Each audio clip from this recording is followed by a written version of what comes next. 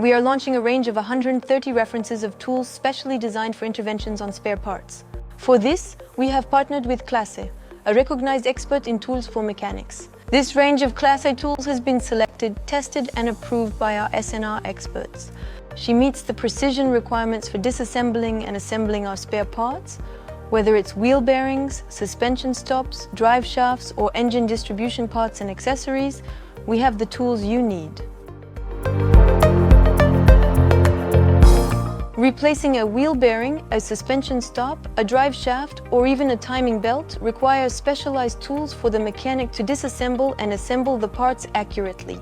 This is generally due to poor assembly of parts, lack of product knowledge, lack of information, or use of inadequate or unsuitable tools. For NTN to support aftermarket actors with appropriate tools for reliable and sustainable interventions. Our range of tools covers a wide range of needs in a repair workshop. Here is one of them that we co-developed with our partner CLAS. Hello Hervé, can you tell us about the bangle clamp? Hi Agada, definitely.